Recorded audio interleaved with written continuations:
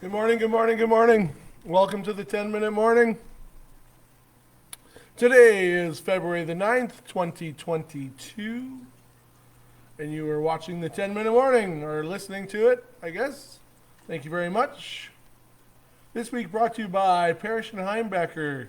The Parrish and Heimbecker National Grain Asset Network comprises approximately 45 locations that span from coast to coast across Canada.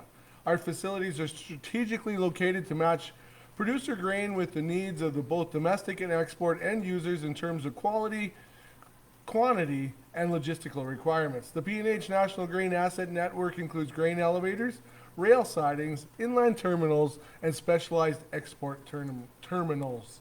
Our knowledgeable team of expert traders and merchants provide superior market insight, competitive local cash bids, and logistics expertise through leveraging a broad network of established relationships with customers, dealers, and suppliers. Shout out to Parrish and Heimberger. Also by Beachside Burgers. Burgers are better at the beach. Alrighty. Weather has been fantastical. -6 right now at the dam. Says it is snowing. Window weather says it's not snowing. Sun will rise at 8:30 today. By noon it'll be -2 and snowing. By 5 p.m. it'll be -1. Sun will set at 6:11. Days are getting longer. It is nicer. Starting to drive to sporting events in the daylight instead of in the dark, both ways. Right on. Hockey action. Oh, I got no news. No news up there. All right. Vacation stories. I know I was rambling on a little bit yesterday.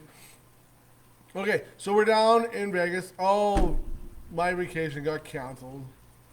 Stupid COVID. I'm so sick of all of it. Anyway,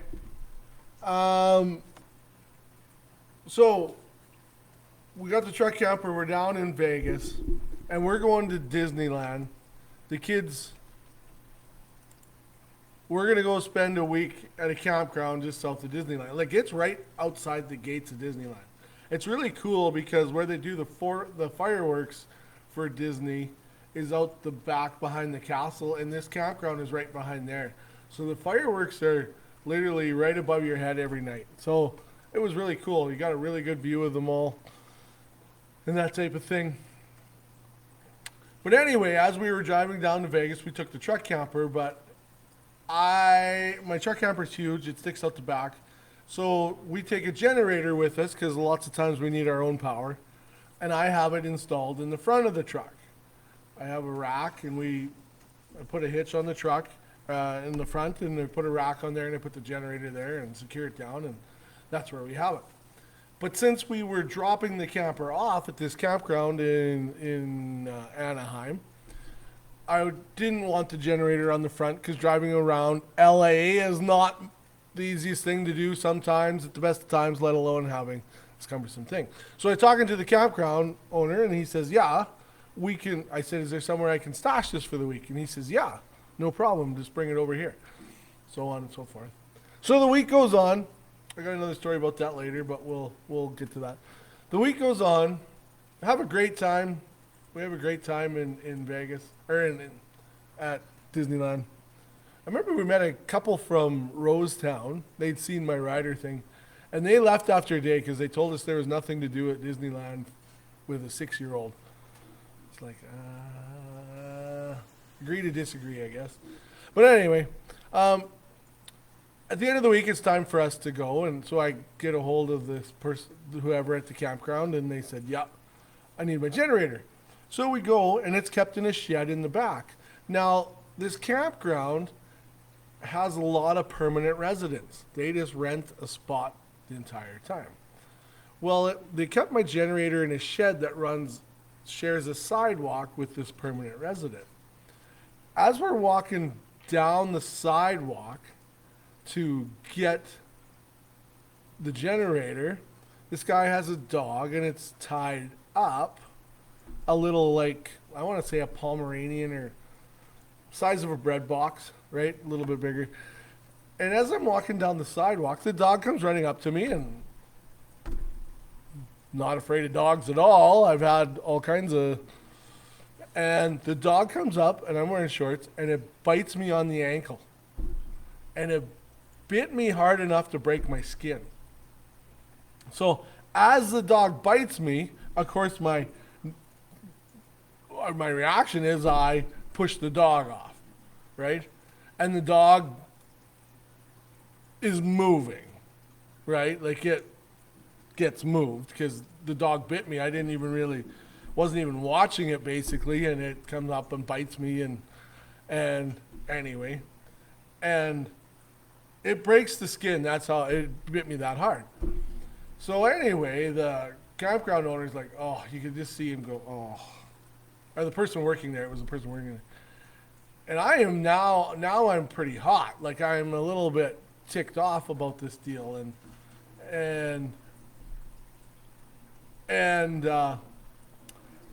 so we get in the shed and we grab the generator, and I said to the guy, I said, I'm from Canada, like what's the procedure here? He says, well, we can make a police report, he said, and they will come and get the dog. They said they'll put the dog down, but he said that's well within your right. And I'm like, okay, I'm trying to think about this, and usually when I am hot or emotionally involved, I use my filter, which is my wife. So I'm like, okay, I'm going to think about this. And so we grab the generator and we go. And as we're going, the owner of the dog starts coming up behind me and yelling at me. And he's like, and I think he must have realized that I have the ability to put this dog down, but he starts yelling at me. This guy kicked my dog. And I'm not going to say they were a full cord of wood, like probably missing a few sticks out of the bundle. And he starts yelling at me. And I got this generator in my hand, which is getting lighter because I'm getting madder. And this guy starts yelling at me. And the whole campground's looking at me. And they're saying, or at us, and he's like, this guy kicked my dog. This guy kicked my dog. I said, because your dog bit me. And there's a few words in there. And the wife and kids are packing stuff up. Well, if you know my wife, she doesn't like confrontation. So I look over and I am red and I am screaming at this guy because and there's words being exchanged. And I look over and the wife is just throwing things into the camper, like just literally chucking things in there because she knows, like, she comes over and I put the generator, as soon as I had that generator on my hand, I put it in the truck and I'm marching over there and she's in front of me and she's like, let's go. And the campground owner's like, we called the cops. He said, if you want to go, and I'll deal with it. And Jill's like, let's just get out of here. And I'm like, ooh, I was just ready to go to the ends of the earth. But we were supposed to be back in Saskatchewan, and then we were leaving at a certain time. But anyway, so you could hear the cops coming down the road. Or, well, I don't know, maybe it wasn't even for us. But anyway, for the next week, the funny part was all I wanted was dog treats, and I was humping people's legs. All right, time to get to work. Thanks for tuning in. Have a great day.